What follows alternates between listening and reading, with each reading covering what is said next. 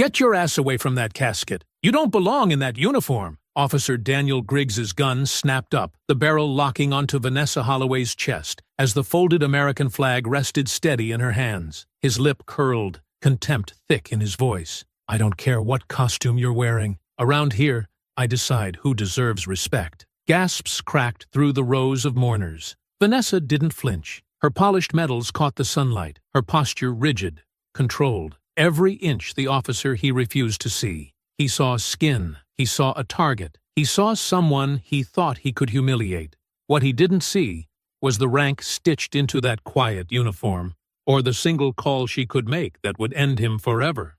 Before continuing, comment where in the world you are watching from, and make sure to subscribe because tomorrow's story is one you can't miss. The summer heat pressed down on the mourners gathered at Oakwood Cemetery as the honor guard raised their rifles for the final salute. 3 sharp cracks split the air, making several people flinch.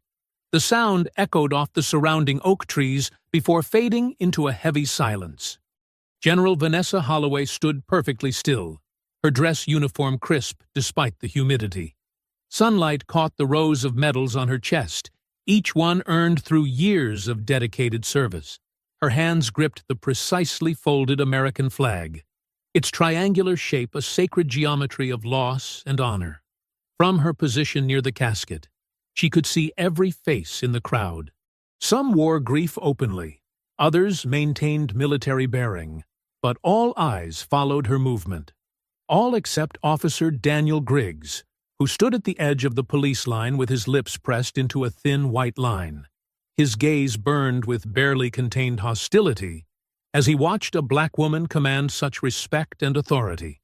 Marjorie Holloway sat in the front row, her back straight despite the weight of her grief. Her hands were folded in her lap, steady and dignified, even as tears traced silent paths down her cheeks. The widow's strength seemed to magnify the significance of this moment. General Holloway took one measured step toward Marjorie, then another. The flag felt both light and impossibly heavy in her hands. Each step carried the weight of protocol, of duty, of a debt long overdue. "Hold it right there!" Griggs's voice cracked through the solemnity like a whip. He broke formation, shoving his way through the crowd with his baton extended. "Everyone back! Clear the area!" Mourners stumbled backward, confusion and alarm rippling through their ranks. The sacred atmosphere shattered as Griggs continued forcing people away from the casket. Sergeant Luis Navarro, a young veteran in dress uniform, stepped forward with his palms raised. "Officer, please," he said quietly, trying to de-escalate. "This is a military funeral. Let's show some respect." "Back off!" Griggs snarled, ramming his baton into Navarro's chest. The ceremonial program Navarro had been holding fluttered to the ground, landing in the freshly turned earth beside the grave. "There's a threat situation. Clear the area now!" General Holloway remained motionless, her military training taking over as she assessed the situation with combat-honed precision. Her eyes marked potential escape routes, tracked the positions of other officers, noted which mourners might need protection if things escalated further. Without any obvious movement, she shifted her stance to place herself between Marjorie and Griggs. The crowd's grief transformed into fear as people began to realize what was happening. Parents pulled children closer. Veterans exchanged knowing glances. Phones appeared, their cameras recording the unfolding scene. Vanessa kept her breathing steady and controlled. She could feel the terror radiating from the mourners behind her, could sense Marjorie's rigid posture in the chair at her side. The flag in her hands remained perfectly level, not a single fold disturbed. "I said, clear the area!" Griggs shouted again, his face reddening as his orders failed to produce the panic he seemed to want. His right hand dropped to his holster, fingers drumming against the leather. The crowd gasped and recoiled. More phones rose into the air, their lenses capturing every moment. The click of camera shutters provided a stark counterpoint to the rough sound of Griggs's breathing. Through it all, General Holloway maintained her bearing, decades of discipline holding her in place. Her mind cataloged details with tactical precision. Griggs's aggressive stance, the position of other officers who hadn't joined his charge, the growing number of witnesses with cameras, the trembling of Marjorie's shoulders as she fought to maintain her composure. The sacred space around Raymond Holloway's casket had become a battlefield of a different sort. The final tribute to a fallen soldier transformed into a tense standoff, with a decorated general at its center, still holding the flag that represented everything this moment was meant to honor. Phones continued recording as Griggs's fingers wrapped around his holster, the leather creaking audibly in the charged silence.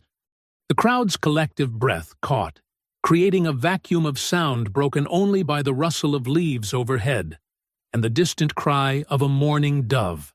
Metal glinted in the sunlight as Griggs yanked his service weapon free, leveling it directly at General Holloway's chest.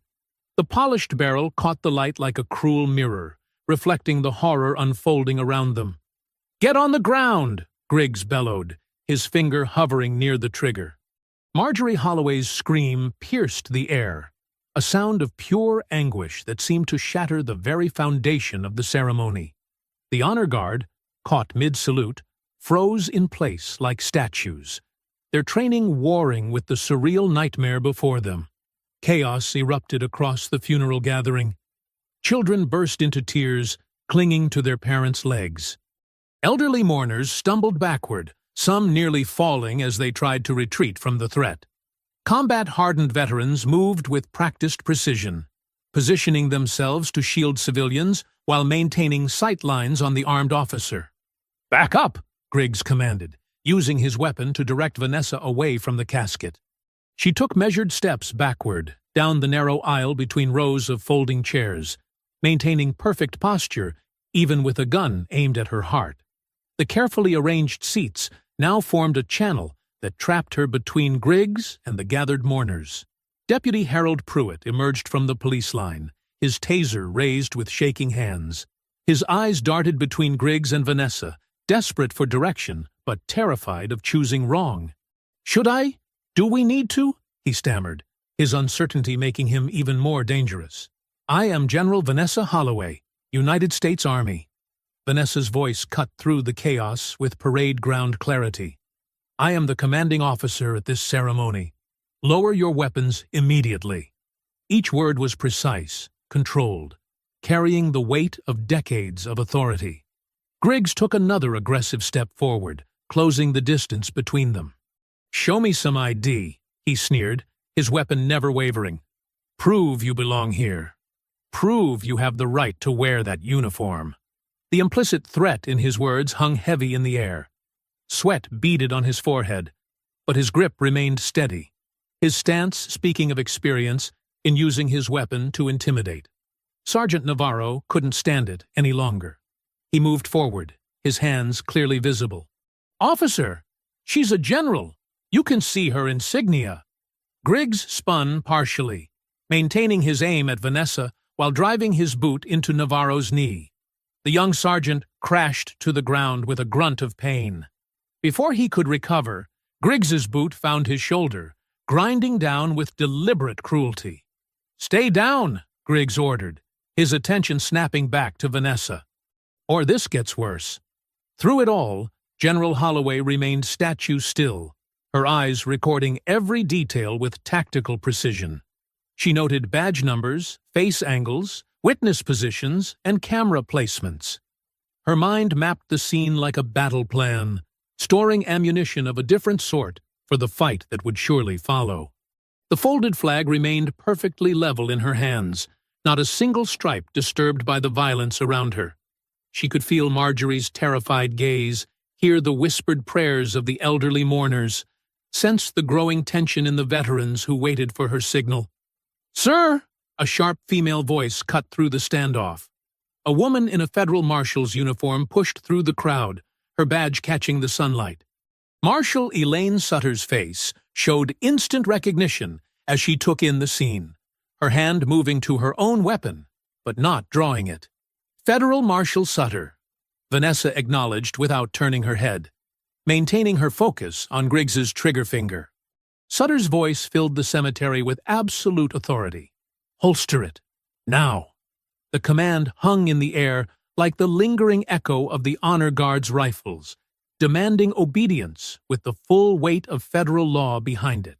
Time seemed to freeze as everyone waited to see if Griggs would comply, or if this funeral was about to become an even greater tragedy.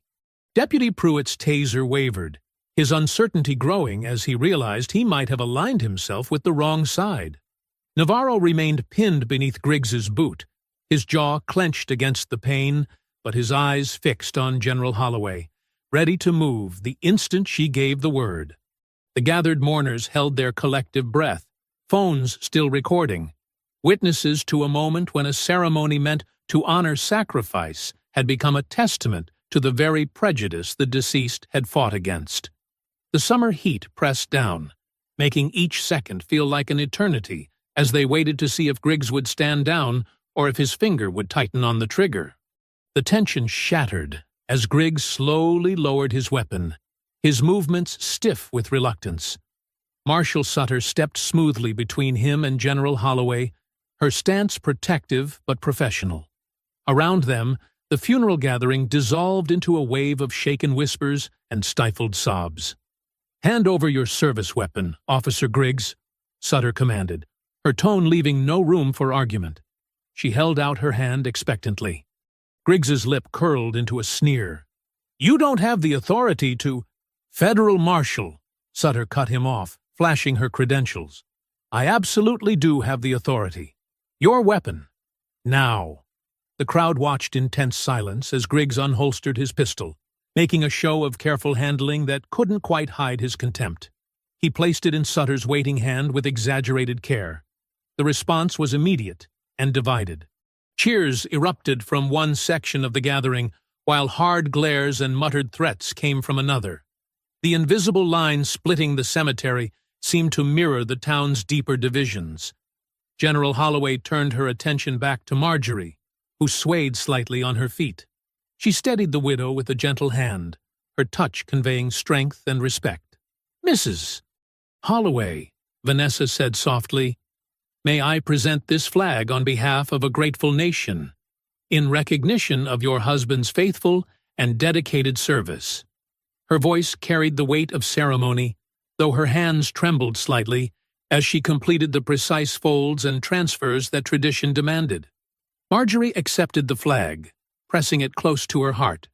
Tears streamed down her face, but she held her head high, refusing to let the ugly incident overshadow her husband's honor. Vanessa stepped back and delivered a crisp salute to Raymond's casket, holding it with parade ground precision. The remaining honor guard followed suit, their synchronized movements restoring a measure of dignity to the proceedings. As the service concluded, reporters materialized like vultures, cameras flashing and microphones thrust forward. Chief Wallace Keene arrived, his face arranged in a mask of official concern. "This unfortunate incident will be thoroughly investigated," Keene announced to the press, his voice dripping with rehearsed sincerity. "Officer Griggs is suspended pending review of all relevant facts." Behind the cameras, Keene placed a reassuring hand on Griggs's shoulder, exchanging a look that spoke volumes about the true nature of the investigation to come. Later, in the quiet of Marjorie's living room, Vanessa sat across from the widow, both women's faces lined with exhaustion. The late afternoon sun cast long shadows through lace curtains as Marjorie pulled out a worn manila folder. "They never wanted to give him his due," Marjorie said, her voice thick with decades of frustration. This so-called disciplinary record followed him everywhere. She pushed the folder across the coffee table. Vanessa opened it carefully, scanning yellowed pages that reeked of calculated character assassination. "This is why his honors were blocked." Marjorie nodded, twisting her wedding ring. "Every time we tried to appeal, more incidents appeared in his file. The department made sure of that." "Mrs. Holloway," Vanessa said quietly, "there's something you should know." She paused, collecting her thoughts. "In 2008, in Afghanistan, your husband saved my life. We were under heavy fire, and he—" her voice caught. "He got me out." carried me to safety despite his own injuries. That man they tried to paint as a troublemaker? He was a hero. Marjorie's hands trembled as she reached for her teacup. They smeared him here while he was saving lives over there? Yes, ma'am. And I intend to set that right. That evening, in her hotel room, Vanessa sat surrounded by laptops and tablets, each screen showing different angles of the incident captured on phones. She methodically tagged timestamps, noting facial expressions, positions, and verbal exchanges. Her military training showed in the precise organization of her notes. She forwarded selected clips to Marshal Sutter and attorney Nadine Brooks, a civil rights lawyer known for taking on systemic abuse. Each file was accompanied by detailed annotations, building a foundation for legal action. Her phone rang just as she finished reviewing the last video. The caller ID showed Marshal Sutter's number. General. Sutter's voice was tight with controlled anger. The department just released a statement. They're calling it a miscommunication during a high-stress situation. Vanessa's jaw clenched. Of course they are. There's more. My contact at the department says they're already working to have the civilian footage declared inadmissible. Something about privacy concerns at a military ceremony. Vanessa glanced at her screen, where Griggs's hate-filled face was frozen in high definition, his gun aimed at her heart, while mourners fled in terror. The machinery of cover-up was already in motion, its gears greased by years of practice. The afternoon sun beat down on the police station's concrete steps as Chief Wallace Keene adjusted his tie, standing before a forest of microphones. Mayor Trent Hargrove lounged beside him with the practiced ease of a career politician, his smile fixed and unnaturally serene. The department takes any use of force seriously, Keene began, his voice carrying the rehearsed tone of someone who'd delivered too many similar speeches. Officer Griggs responded to what he perceived as a potential threat to public safety during an emotionally charged situation. Camera shutters clicked rapidly as reporters jostled for position. The mayor nodded along, his expensive suit gleaming in the harsh sunlight. Let's be clear, Hargrove added, stepping forward with practiced concern. While we respect military service, appearing in full-dress uniform at a civilian funeral could be seen as intimidating. General Holloway's presence may have unnecessarily escalated tensions in our peaceful community. Inside the station's lobby, Vanessa stood at the front desk, her spine straight as a ruler, while a young officer fumbled with complaint forms. His movements were deliberately slow, each paper seeming to require multiple checks and double checks. "Sorry, ma'am," he drawled, not looking sorry at all. "System's running slow today.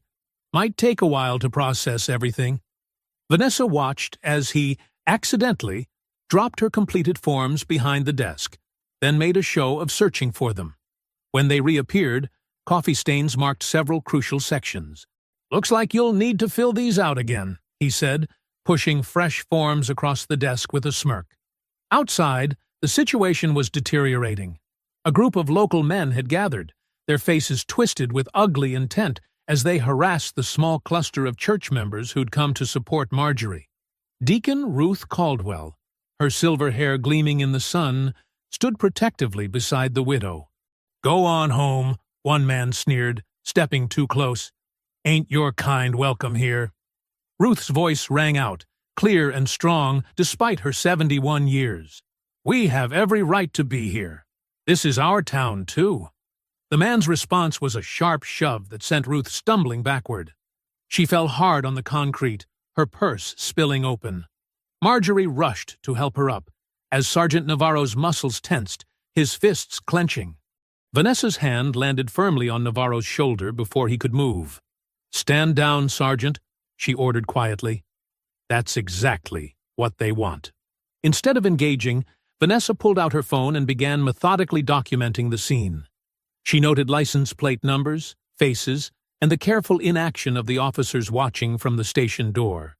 Each detail was a piece of evidence, each moment of selective enforcement another thread in the pattern she was uncovering. Later that evening, the fluorescent lights of a budget motel room cast harsh shadows across a table covered in witness statements and legal documents. Attorney Nadine Brooks sat cross-legged in an uncomfortable chair, her reading glasses perched on her nose as she sorted through affidavits. Marshal Sutter leaned against the wall, her phone constantly buzzing with updates from federal contacts. "Look at this," Brooks said, pulling out a yellowed incident report. The original complaint against Raymond Holloway, filed in 1975. Officer James Griggs was the reporting officer. "Daniel Griggs' father?"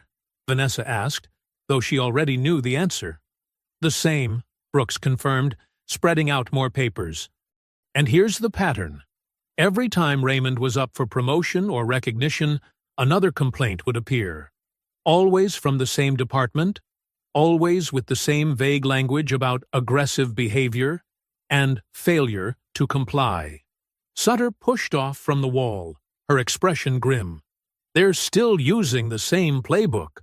Did you see how they tried to paint you as the aggressor today?" Vanessa nodded, her fingers tracing the edge of Raymond's service photo. "But they made a crucial mistake. This wasn't just any funeral. It was a military ceremony. Federal jurisdiction applies." Brooks straightened, suddenly alert. "The Honor and Respect Act of 2016. Any interference with a military funeral service is automatically a federal offense," Sutter finished, already reaching for her phone. "Give me an hour to contact the right people.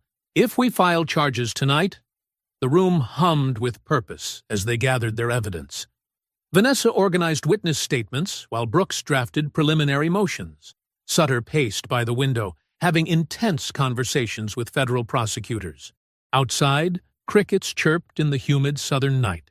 Car headlights occasionally swept across the motel's parking lot, reminding them that in a small town, every movement was watched. But tonight, that worked in their favor.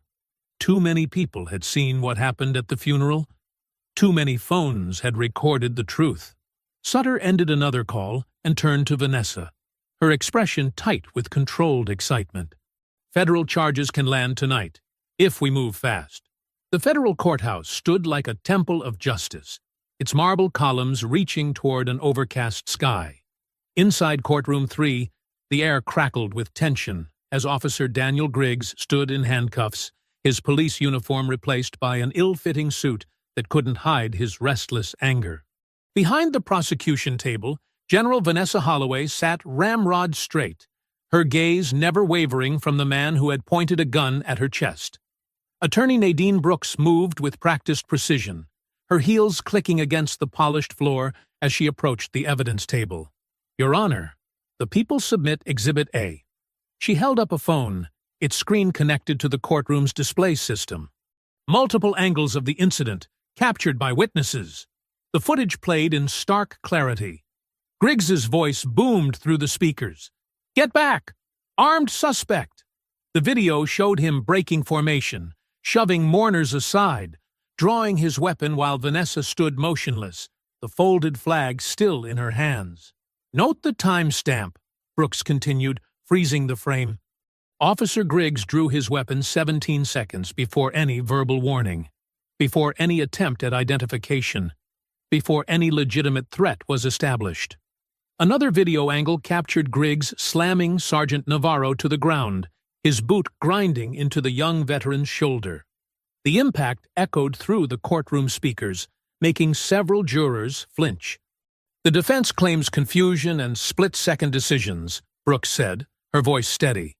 "The evidence shows premeditation and escalation."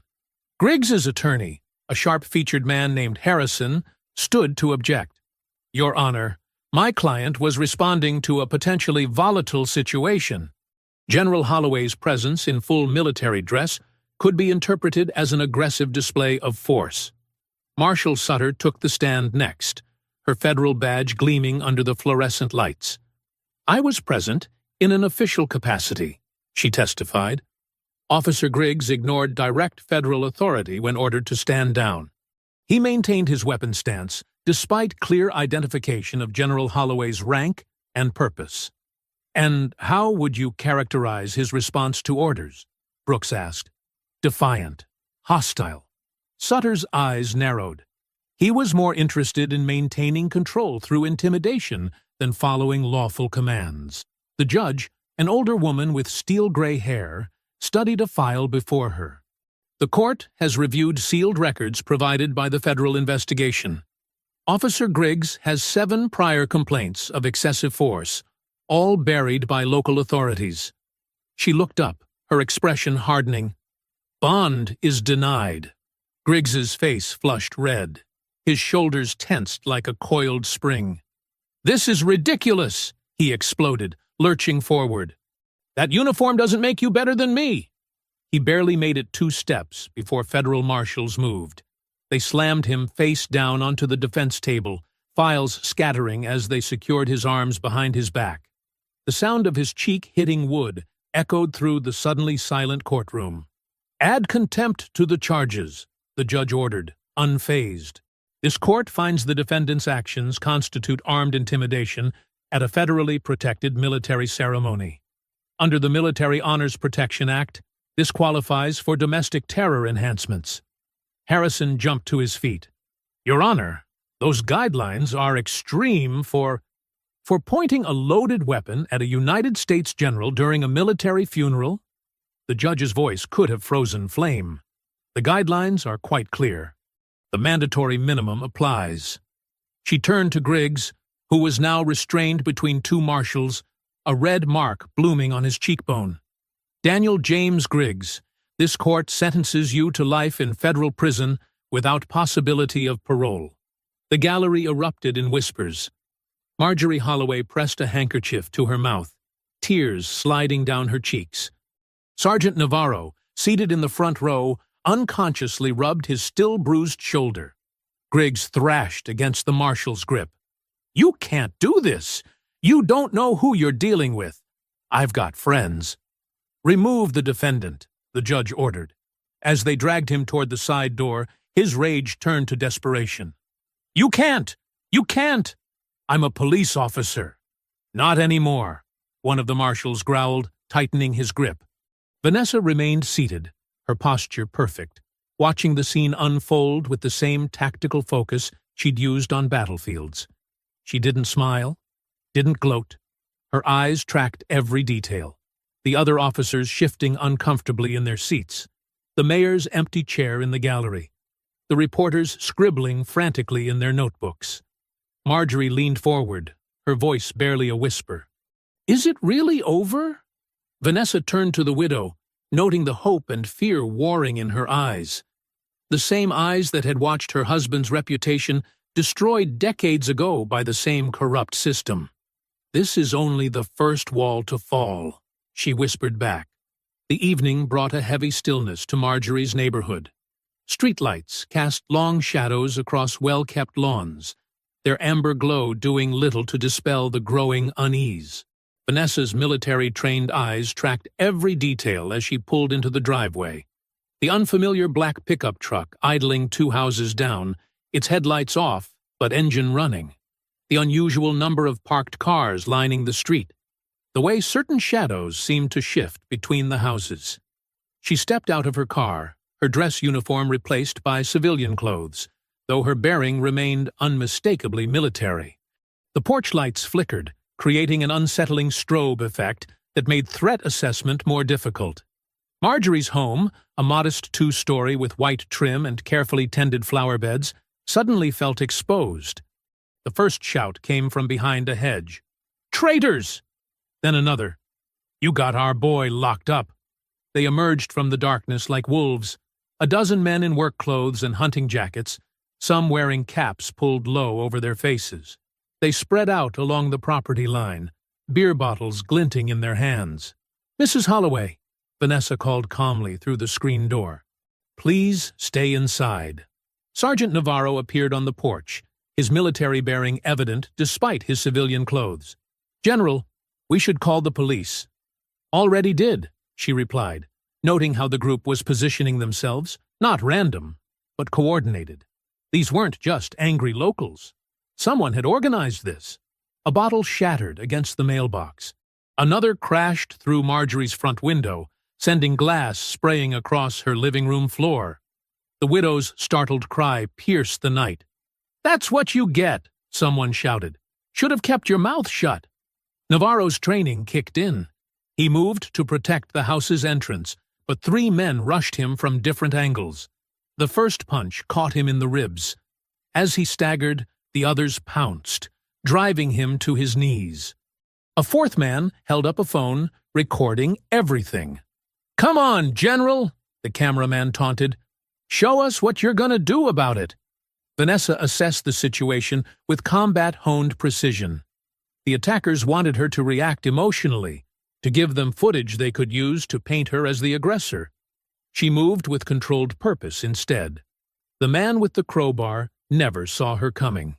One moment he was advancing, weapon raised. The next, his wrist was locked in an expert hold that sent the metal bar clattering to the ground. She used his momentum against him, redirecting his force to send him sprawling. A second attacker rushed her. Vanessa stepped inside his wild punch, applied pressure to key joints, and dropped him without throwing a single strike. The man howled in pain, but couldn't break her grip. "Sergeant, on your feet!" she commanded, her voice cutting through the chaos. Navarro fought his way up, blood trickling from his nose, but his eyes clear. Together, they created a corridor back to the house. Deacon Ruth Caldwell appeared in the doorway, her aged frame somehow filling the space with authority. "Everyone inside now," she ordered, ushering them through while fixing the mob with a stern gaze that made several men look away in shame. Police sirens wailed in the distance, deliberately late. Deputy Pruitt arrived first, taking his time getting out of his cruiser. He flipped open his notebook with exaggerated casualness. "Looks like a disturbance," he drawled, as if discussing the weather. "Anyone get a good look at these folks?" Vanessa pointed to the fallen crowbar, now tagged with evidence markers. "That has fingerprints." The security camera caught clear faces. Several witnesses can identify. "Well now," Pruitt interrupted, "that's going to be hard to prove. Dark night like this, emotions running high." He smiled blandly. "Could have been anybody." Vanessa's phone buzzed. Nadine Brooks calling. She stepped aside to answer, while watching Pruitt pretend to investigate. "They're moving fast," Nadine reported. "Griggs's lawyer is filing an appeal claiming prejudicial treatment. 2 witnesses have already called saying they're getting pressure to change their statements. Someone's coordinating this." Through the crowd of milling officers, Vanessa spotted Chief Keene's distinctive patrol car parked at the end of the block. It had been there before the attack, she realized. Watching. Waiting. Not preventing. "We need more," she told Nadine.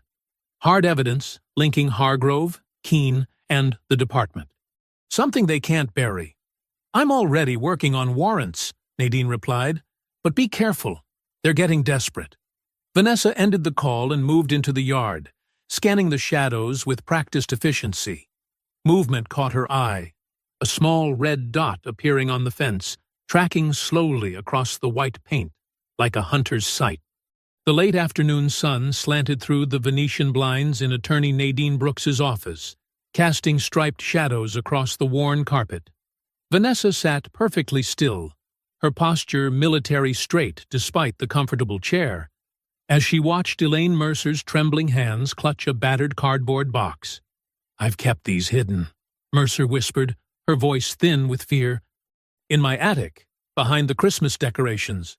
She pulled out stack after stack of yellowed papers, radio logs spanning decades of police dispatches. Nobody thinks about the dispatcher. We're just voices on the radio, but we hear everything. Vanessa leaned forward, her movements careful and controlled. "Tell me about the funeral day, Mrs. Mercer." There was no call. Mercer's fingers traced the printed lines. "No armed suspect report. Nothing. I was on duty. Officer Griggs never received any notification about a threat."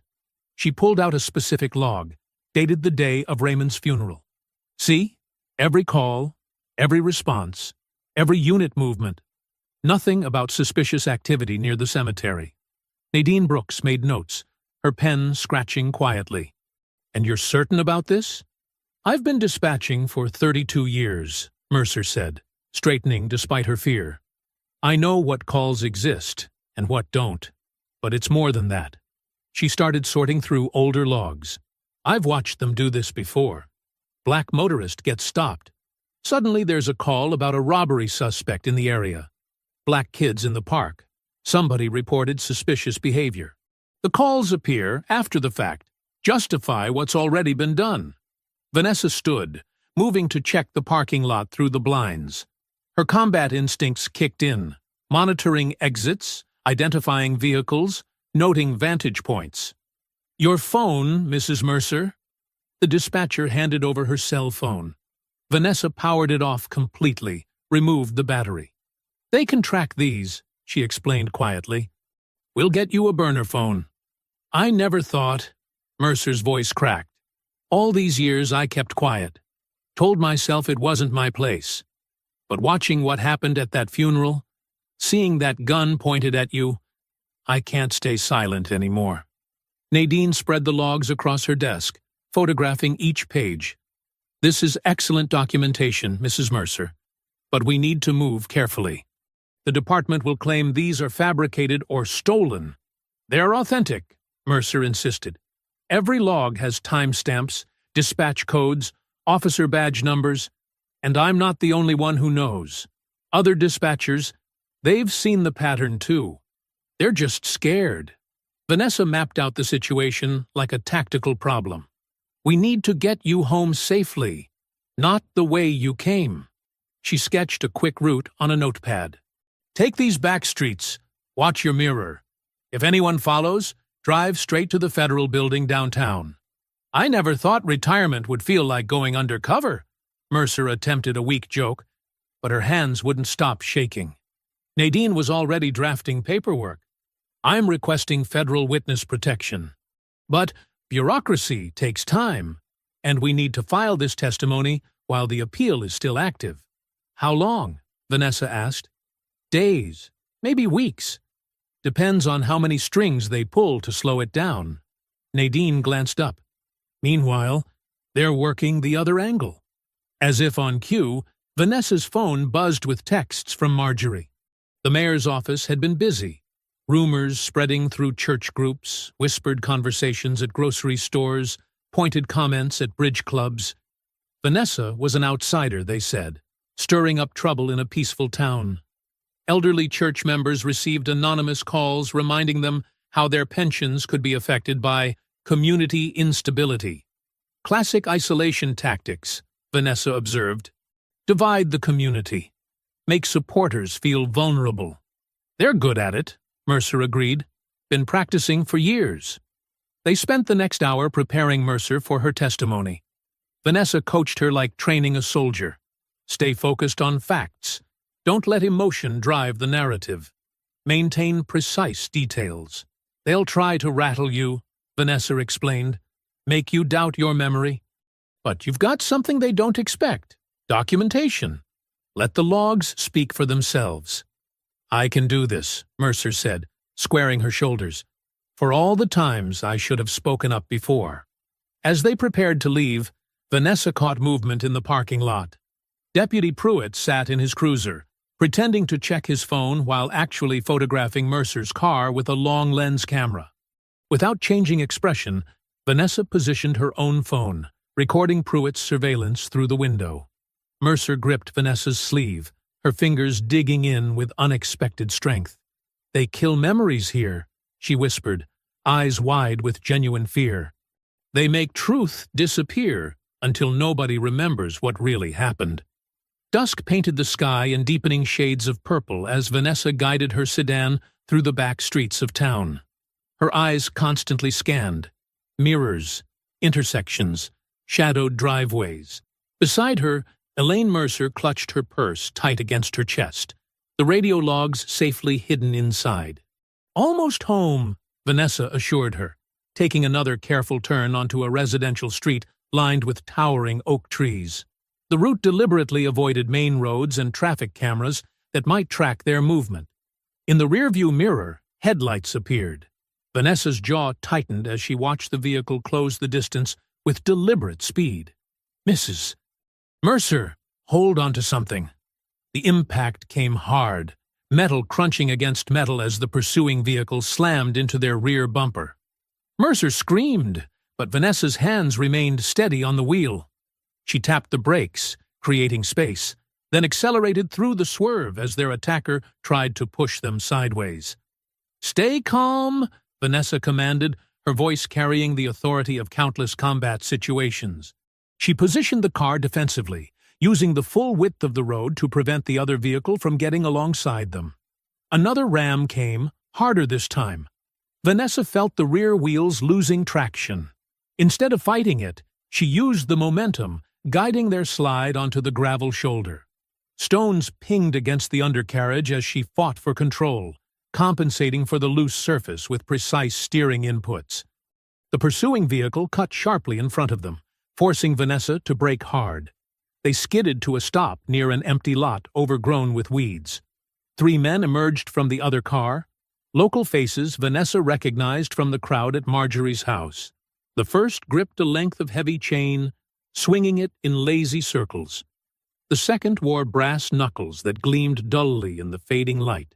The third flicked open a switchblade, the sound sharp in the evening quiet. "Get the old lady," Chainman growled.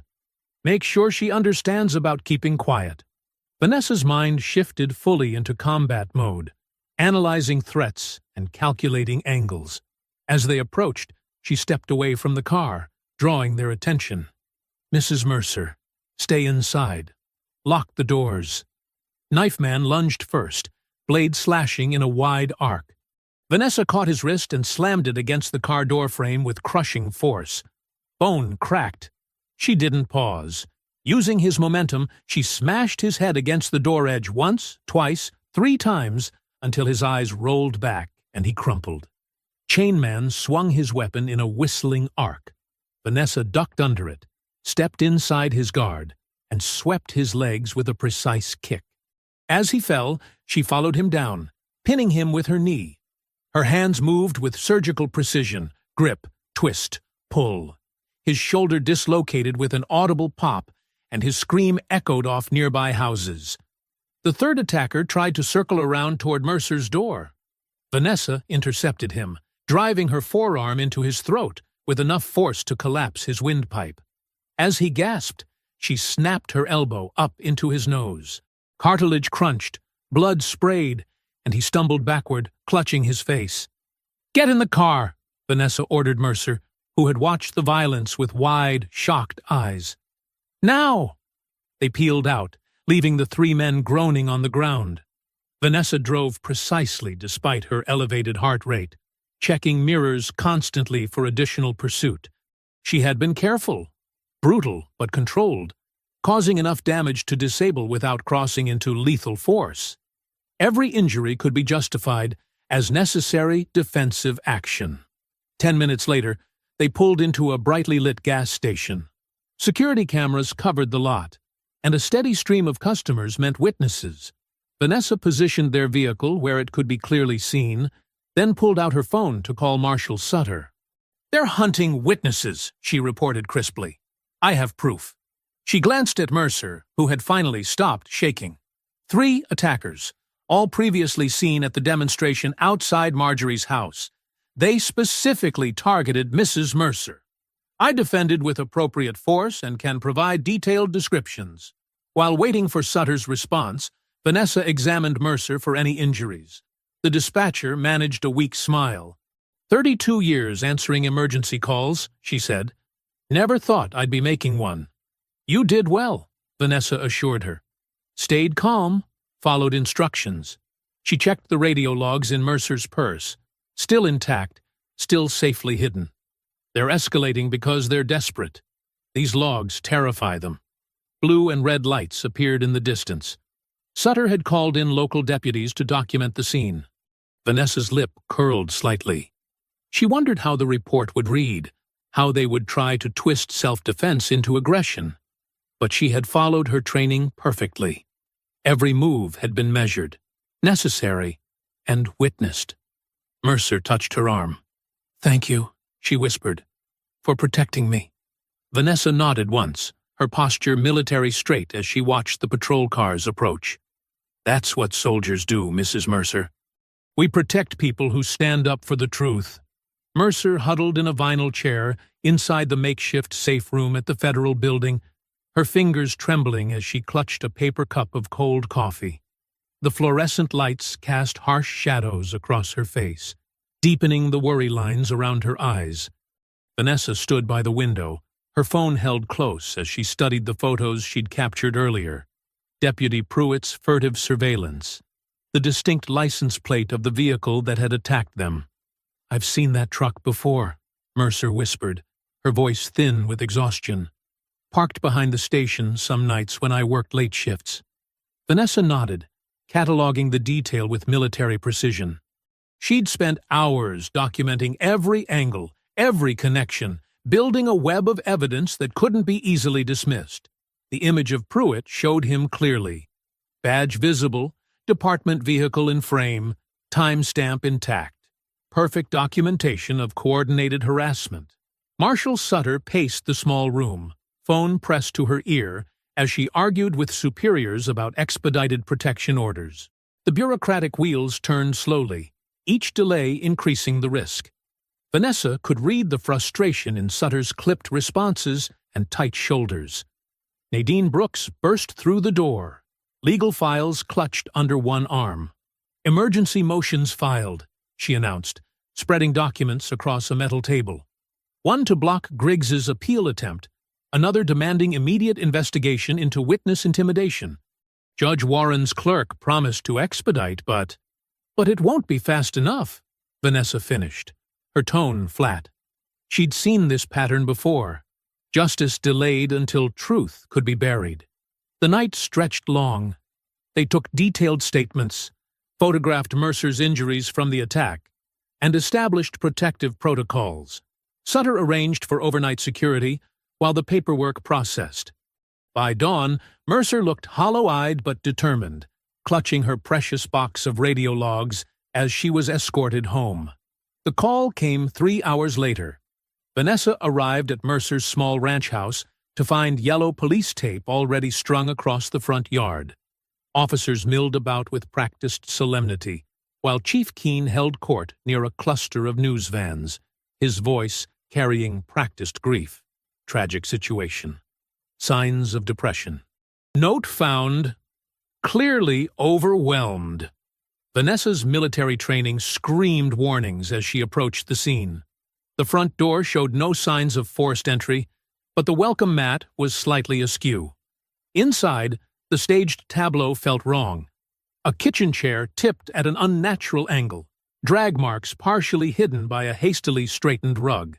She moved closer, ignoring the glares from local officers. Mercer's body had already been removed, but evidence remained for those who knew where to look. A broken fingernail caught in the chair's wooden slats. A torn sleeve from Mercer's cardigan. The fabric stretched in a way that suggested struggle rather than fall. And there, almost hidden by shadow, faint bruising patterns around the doorframe at waist height, consistent with someone being held in place. "Ma'am, this is an active investigation area," an officer tried to block her path. "Federal jurisdiction," Vanessa replied coldly, holding up her phone to document the scene. Each photo captured deliberate details: the unnatural chair position, the subtle signs of staging, the rushed cleanup barely hidden beneath official procedure. Outside, Deacon Ruth Caldwell tried to push past the police line, her voice cracking with grief and anger. "Let me see her. She was my friend for 30 years. Officers pushed her back as Mayor Hargrove approached reporters, his face arranged in concerned furrows. "Such a sad situation," he murmured, shaking his head. "Mental health resources are so important in these trying times." Vanessa felt something crack in her carefully maintained composure. For one breath, raw fury leaked through her professional mask. Fury at the casual cruelty, at the machinery of corruption that could snuff out truth with such calculated efficiency. Then her expression hardened into something darker, more focused. She continued photographing methodically, logging each officer's name and position, noting every procedural shortcut. Marshal Sutter arrived, taking in the scene with narrowed eyes. Vanessa pulled her aside, pointing out the county coroner's suspiciously quick pronouncement of suicide. The body removed before federal examination could be arranged. The evidence degrading by the minute. Nadine joined them, her legal pad already filled with rapid notes. Without Mercer's testimony, Griggs's people will argue he was politically sentenced. They'll push for appeal on grounds of prejudicial treatment. Then we shift focus, Vanessa replied, her voice carrying steel. We prove the machine, not the man. Every connection, every cover-up, every piece of this system that protects killers and silences truth. She gestured at the staged scene. This wasn't one corrupt cop. This was coordination. Chief Keene's voice drifted across the yard as he spoke to a junior officer, just quiet enough to seem private, but clear enough to carry. Clean it up before the feds get brave. The fluorescent lights in room 114 of the Pine Tree Motel buzzed faintly as Vanessa studied the evidence wall they'd assembled. Photos, documents, and sticky notes covered nearly every inch of the faded wallpaper, connected by red string that traced paths of corruption through the small town's power structure. Marshal Sutter stood beside her, arms crossed, while attorney Nadine Brooks sat at the small table, legal papers spread before her. The air conditioning unit rattled in the window, barely cutting through the humid evening air. Griggs was just the trigger man, Vanessa said, her finger tracing a line between photos. The real target is the system that gave him a loaded gun and promised to clean up his messes. Nadine nodded, shuffling through a stack of partially redacted complaints. 15 brutality reports in 3 years, all sealed by Internal Affairs. That's not individual corruption. That's institutional protection. A knock at the door made them pause. Sutter's hand moved to her weapon until Vanessa recognized Sergeant Navarro's pattern. 2 quick taps. Pause. 1 more. She opened the door to find him slightly out of breath, excitement visible beneath his usual military discipline. "Ma'am, I found something," he said, stepping inside. "Former city IT contractor named Elliot Vance. He's willing to talk, but he's scared. Says the department keeps a shadow server system off the books." "Location?" Vanessa asked, already reaching for her notebook. "He wouldn't say over the phone. Wants protection guarantees first." Navarro hesitated. "He sounded pretty spooked, ma'am."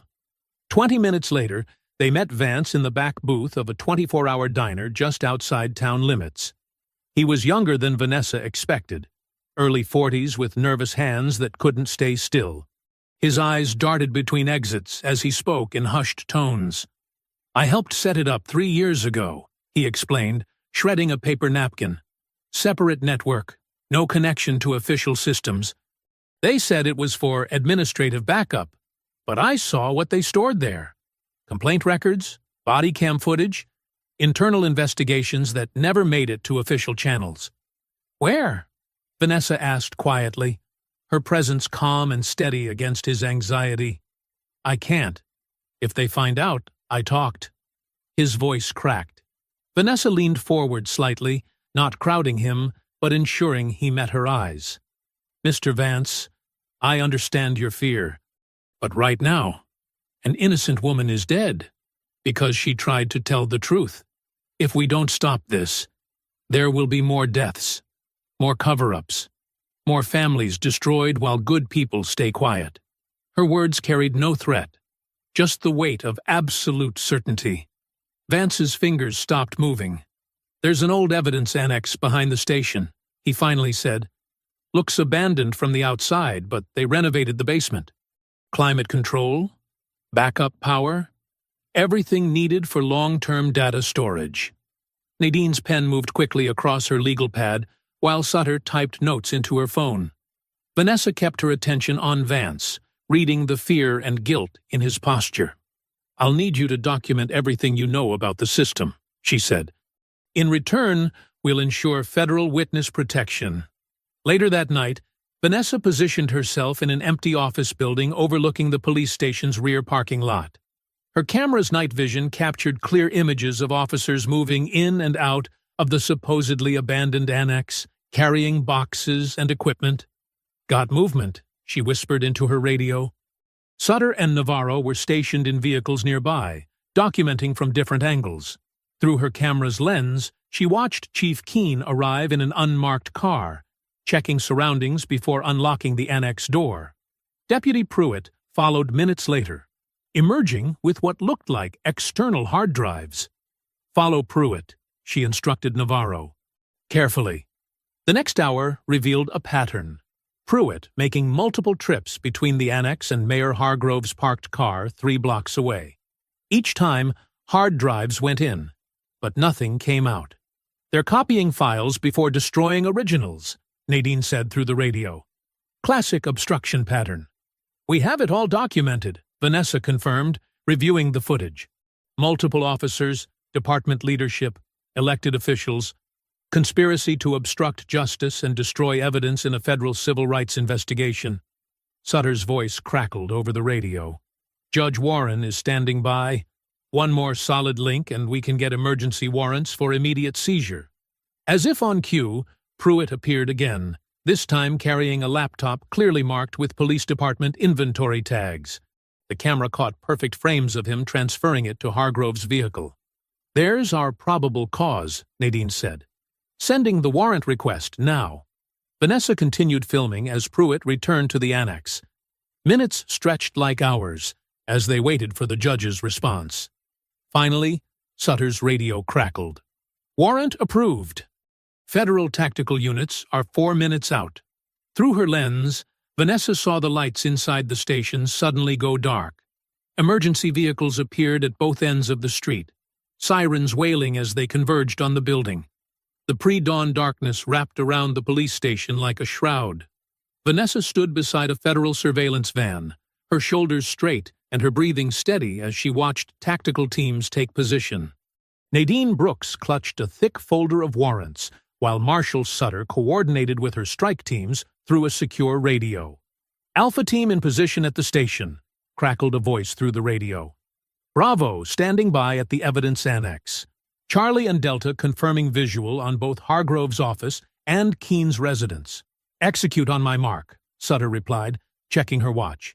"Synchronize for simultaneous entry in 3, 2, 1.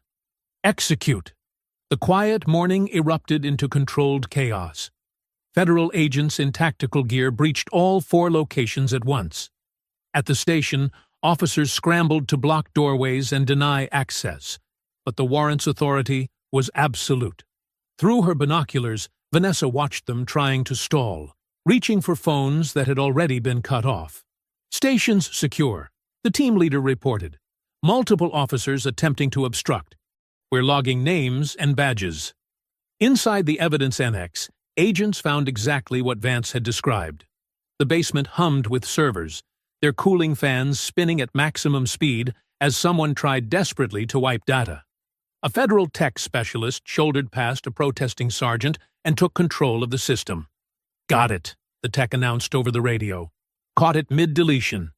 Beginning recovery protocols now." Vanessa's attention shifted to Hargrove's office, where agents were discovering the true scope of the corruption. Behind a false panel in his desk, they found encrypted hard drives and a leather-bound ledger.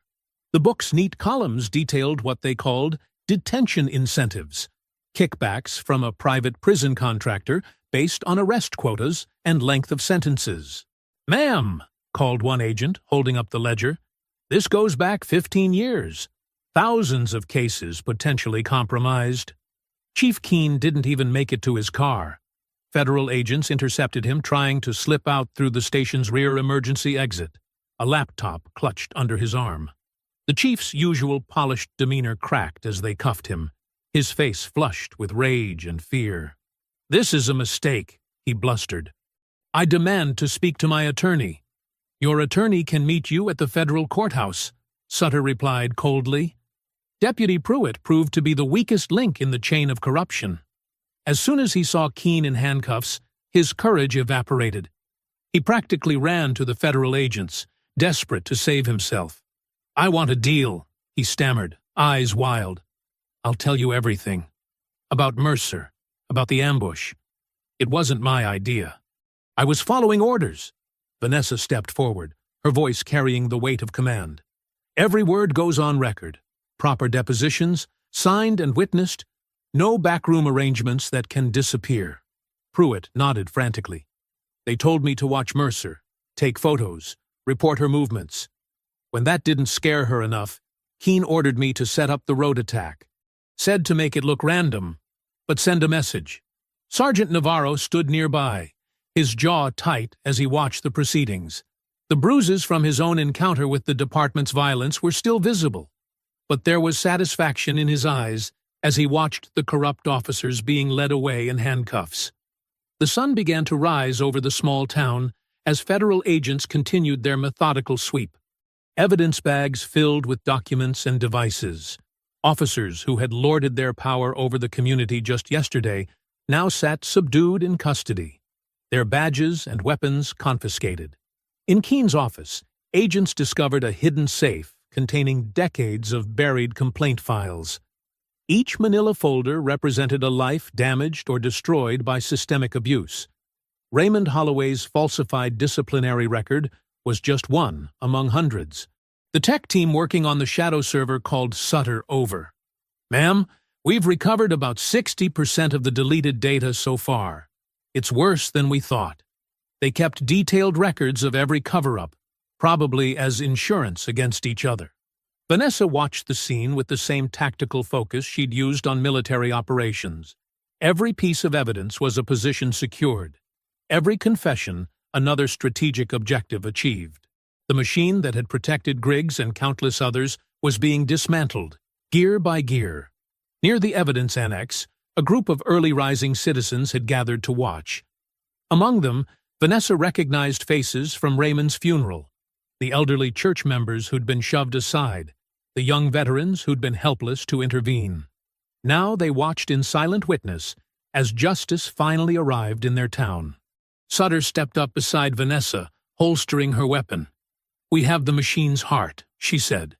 "Now we make it beat in court." The Federal Evidence Lab hummed with the sound of multiple computers processing data. The stark fluorescent lighting cast a clinical glow over Vanessa, Sutter, and Nadine as they stood before a large monitor, their faces reflecting the blue light of the loading screen. "File recovery complete," announced the tech specialist, stepping back from the keyboard. "This is the original uncompressed body cam footage from Officer Griggs." The video began to play.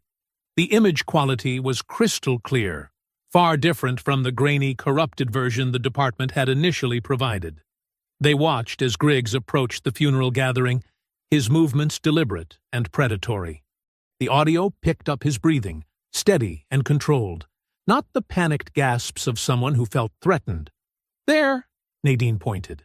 Just before Griggs broke formation, his lips curled into an unmistakable smirk. The camera caught his hand moving to his weapon before any perceived threat could have existed. The footage continued, showing the brutal efficiency with which Griggs struck Navarro. The young sergeant's ceremonial program scattered across the grass as he fell. The camera's microphone caught the sound of Griggs's boot grinding into Navarro's shoulder, along with a muttered racial slur that had been conveniently missing from the doctored version. "Look at the timestamp," Sutter noted, her finger tracing the numbers at the bottom of the screen. "He held his weapon on the general for nearly 2 minutes after I gave the order to stand down." More files populated the screen as the tech continued the recovery process. Years of traffic stops appeared in neat rows, each one tagged with racial identifiers and notes about strategic enforcement zones that somehow always centered on minority neighborhoods. "These reports," Nadine said, spreading printouts across a nearby table. "The language is too similar. They were using templates to justify probable cause." She held up 2 documents dated years apart. Same paragraph, word for word, just different names. A series of emails between Chief Keene and Mayor Hargrove filled the next screen. The messages were casual, almost cheerful, as they discussed keeping the numbers up and meeting quotas. One particularly damning exchange detailed their system for selecting which complaints to bury and which officers to protect. The financial analyst assigned to the case called them over to another workstation. "We've traced the kickback scheme," she explained, pulling up spreadsheets and bank records. They laundered it through a nonprofit called Community Safety Partners, monthly deposits coinciding with prisoner transfers to private facilities. Nadine began organizing the evidence into categories, her legal mind already crafting the framework for multiple indictments. Obstruction of justice, conspiracy against rights, witness intimidation. She paused, looking at a particularly detailed financial record. And wire fraud. Federal charges. All of them. Vanessa studied the crime scene photos from Mercer's house, her military training catching details others might miss. The angle of the chair, the pattern of bruises, the torn sleeve, all inconsistent with suicide. She placed Pruitt's sworn confession beside the photos. "He gave us everything," Sutter confirmed. "Names, dates, locations, who ordered what, who covered which tracks." A secretary interrupted them with a message. Hargrove's attorney was offering a deal. The mayor would plead to lesser charges in exchange for limiting the scope of the investigation. Nadine didn't even look up from her work as she refused. "They don't get to bargain their way out of this one," she said firmly. "Not after Mercer." Vanessa gathered the most crucial documents, the ones that would finally clear Raymond's name. The falsified disciplinary record that had denied him full honors could now be proven as deliberate harassment. His service record would be restored, his decorations acknowledged, his widow properly compensated. She drove to Marjorie's house, where the widow sat in her living room, surrounded by old photos of Raymond in uniform. Vanessa laid out the evidence carefully, explaining each document's significance. "It won't just be headlines and speeches," Vanessa assured her, pointing to the official letterhead of various federal agencies. "Everything will be corrected in writing, permanently. Raymond's record will reflect the truth of his service." Back at the evidence lab, Vanessa stood before the monitor one final time. She signed her name to a detailed affidavit, her signature as precise and controlled as every other action she'd taken since the funeral. Looking up at the screen where Griggs's body cam footage played on loop, she observed the perfect irony. They filmed their own downfall. The tech continued to extract more files, each one adding another layer to the conspiracy. Detailed logs revealed how evidence had been routinely altered, how witness statements had been lost, how officers had been trained to manipulate their cameras. The scope of corruption was breathtaking in its thoroughness. The federal courthouse's video screen flickered to life, revealing Griggs's face from the maximum security prison. Fresh bruises mottled his jaw and cheek from where marshals had subdued him during his previous outburst. His orange jumpsuit stood in stark contrast to the institutional gray walls behind him, but it was his eyes that commanded attention, burning with unconcealed hatred as he stared directly at Vanessa. Judge Eleanor Matthews adjusted her glasses and addressed the court. "We're here to consider the appeal of Daniel Griggs versus the United States regarding sentencing in case number 2023 CR 789. You may proceed." Marcus Wheeler, Griggs's new attorney, rose from his chair. His expensive suit and carefully styled hair suggested serious backing from somewhere. "Your Honor, we contend that the sentencing was unduly harsh and politically motivated. This was a local police matter that never should have reached federal jurisdiction." Nadine Brooks remained seated, her posture relaxed but alert. She'd anticipated this argument weeks ago and had prepared accordingly. When Wheeler finished his opening statement, she approached the podium with a thick folder. "Your Honor, I'll address jurisdiction first." She began laying out documents on the presentation screen. This was a military honors ceremony, officially sanctioned by the Department of Defense. Federal Marshal Sutter was present in an official capacity. The moment Officer Griggs drew his weapon, he elevated this from a local disturbance to a federal offense. Wheeler attempted to interrupt, but Nadine continued smoothly.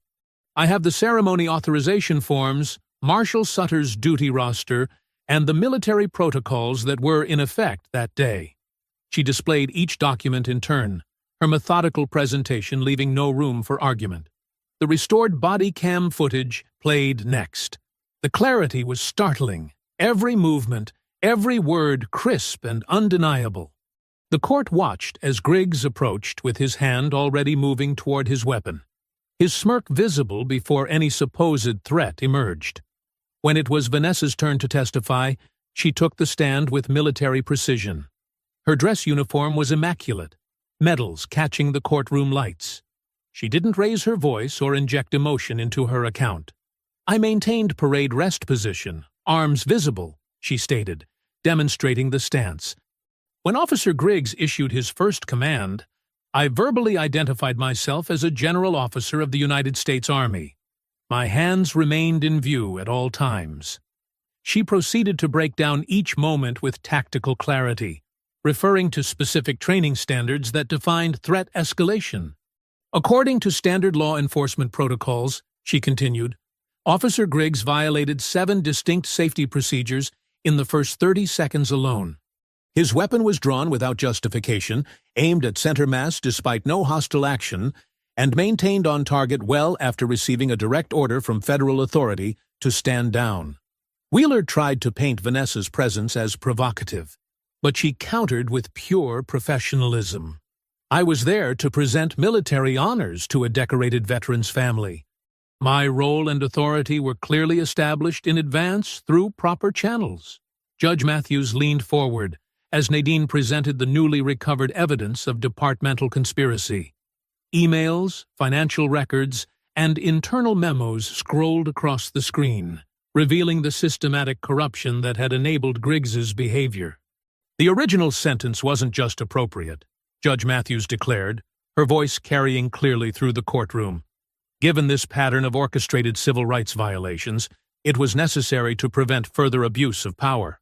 Griggs's face contorted on the video screen. "That town belongs to us," he shouted, spittle flying. "You can't give away what's ours. We built it." "We," the judge signaled, and his microphone cut to silence, though they could still see him raging. "Mr. Griggs," she spoke firmly, "your outburst only reinforces the court's position. This is precisely the attitude that makes you a continuing threat to public safety." Outside the courthouse, a crowd had gathered. Some held signs supporting Griggs, their messages ugly with racial slurs and threats. As Marjorie emerged from the building, several protesters surged forward, screaming accusations about her husband's character. Sergeant Navarro moved instantly, positioning himself between the mob and Marjorie. Deacon Caldwell stepped up beside him, her aged frame straight and unflinching. Other community members joined them, forming a human chain of protection. Federal marshals pushed through, creating a corridor with their bodies. "Back up!" they commanded, forcing the protesters away from the steps. Several tried to break through but were quickly detained. Judge Matthews's final ruling came down like a gavel stroke. The appeal is denied. Furthermore, I am ordering expanded investigations into all related cases involving the department during Mr. Griggs's tenure. She fixed her gaze on the video screen, where Griggs had finally fallen silent. "The life sentence stands, Mr. Griggs, without possibility of parole. This court is adjourned." As the words settled over the courtroom, Vanessa remained perfectly still, her face betraying nothing. The system that had protected Griggs for so long had finally, irrevocably, turned against him. His life sentence was now sealed as tightly as the federal prison doors that would contain him until death. The courthouse hallway buzzed with whispers and camera clicks as U.S. Marshals led Mayor Hargrove and Chief Keene through the crowd. Their designer suits couldn't hide the stark reality of their steel handcuffs. Reporters thrust microphones forward while longtime supporters turned away, suddenly fascinated by their phones or the ceiling tiles.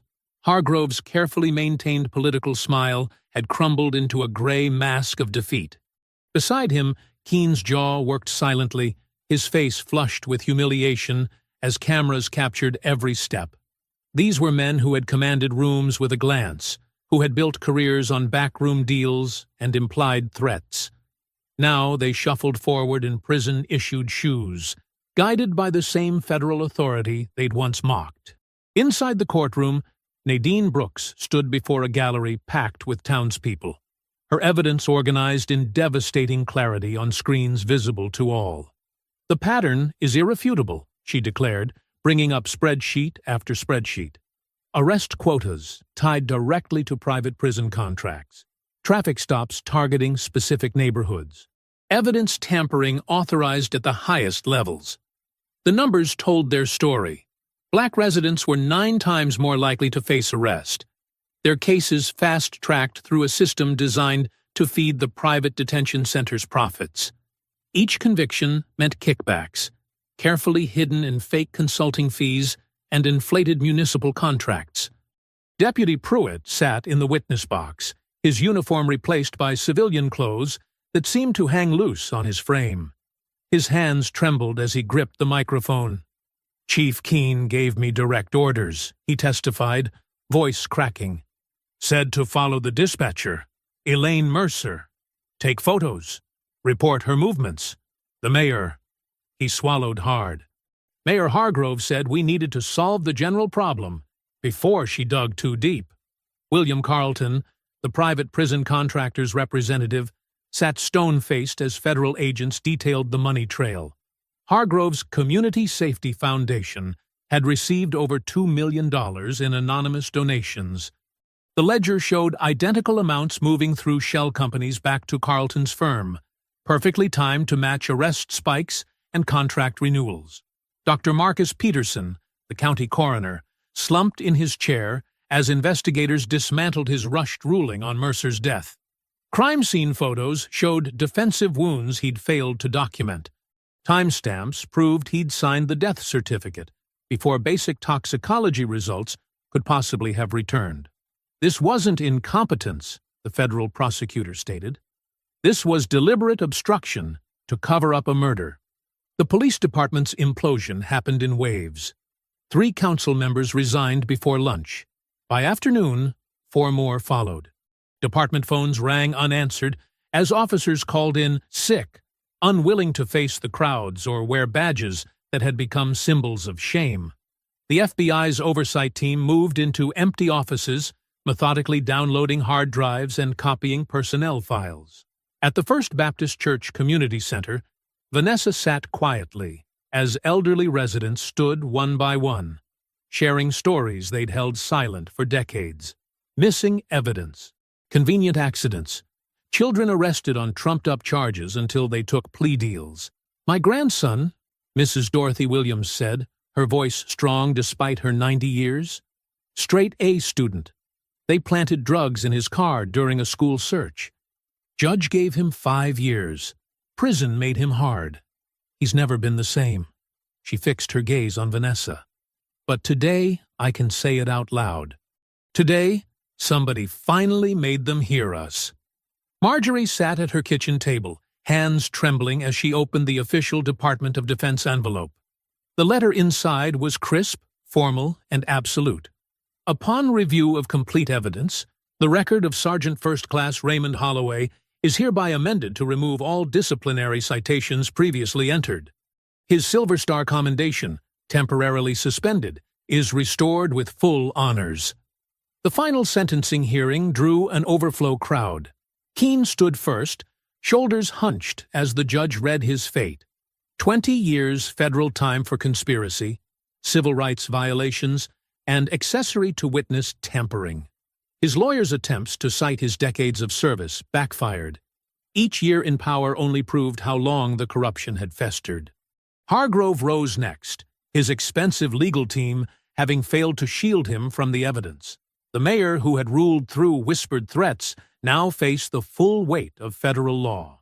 As the judge detailed his crimes, conspiracy, fraud, misuse of public funds, witness intimidation, his politician's mask finally cracked completely.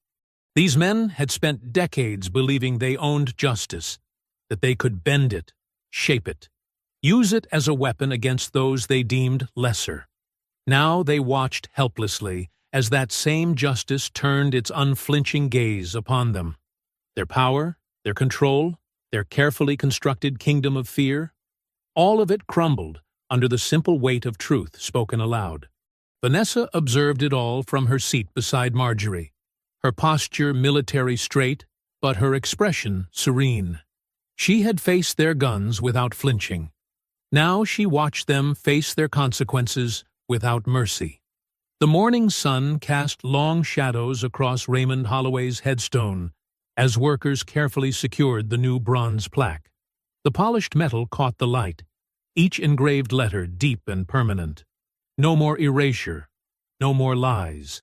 Marjorie stood straight-backed in her Sunday best, hands folded over the leather folder containing Raymond's restored military records. Gone were the hostile stares and circling patrol cars. No one watched the gathered mourners with suspicion or reached for weapons at the sight of uniforms. Instead, an honor guard stood at parade rest, their presence requested not to protect, but to honor.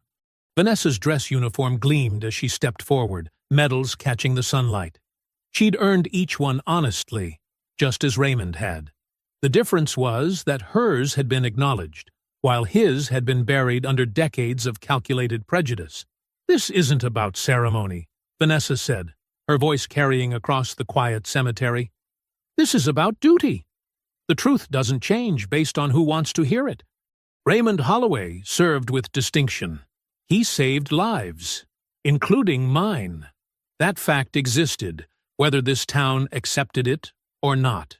Sergeant Navarro stood beside Deacon Caldwell. His bruises from the street attack faded, but still visible. The young soldier's eyes never stopped scanning the perimeter. Old habits died hard. But today, there were no threats to guard against. The only sounds were bird song and distant wind. Marjorie's hands trembled slightly as she opened the folder. Inside lay the official documentation.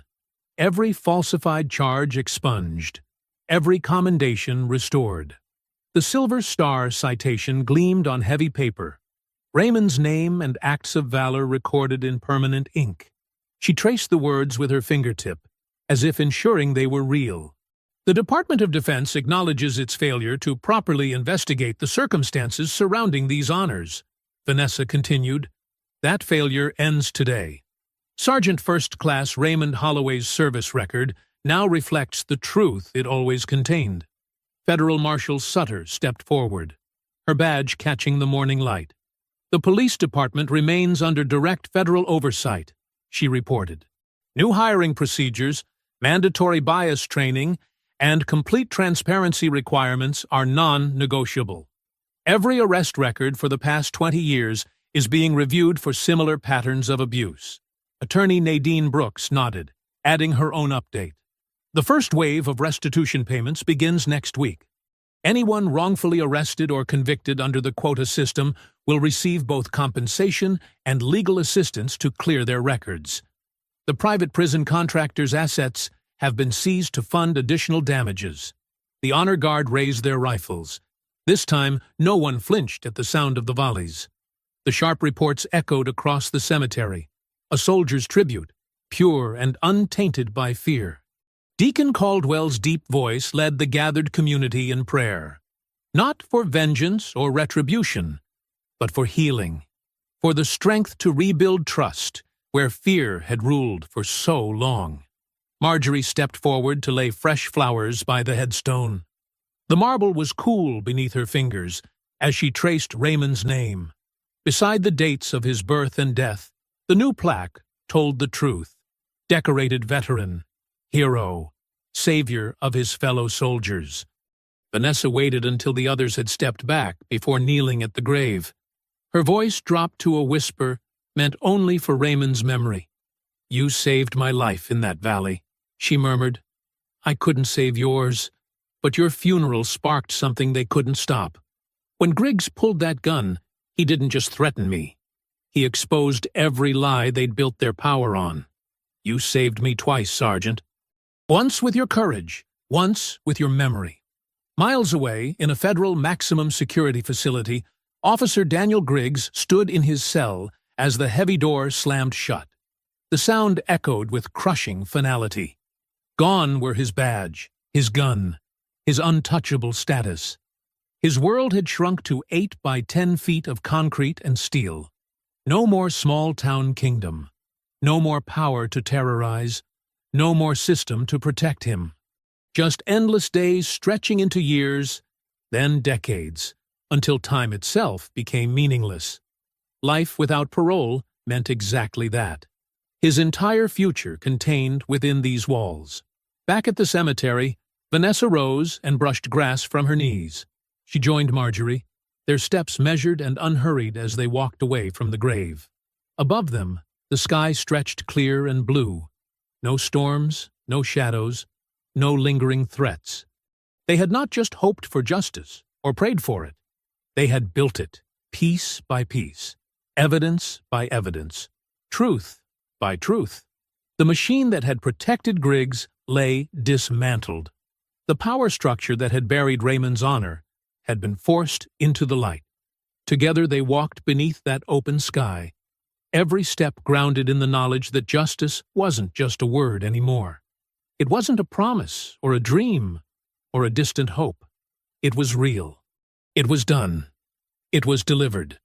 If you enjoyed the story, leave a like to support my channel and subscribe so that you do not miss out on the next one. On the screen, I have picked 2 special stories just for you. Have a wonderful day.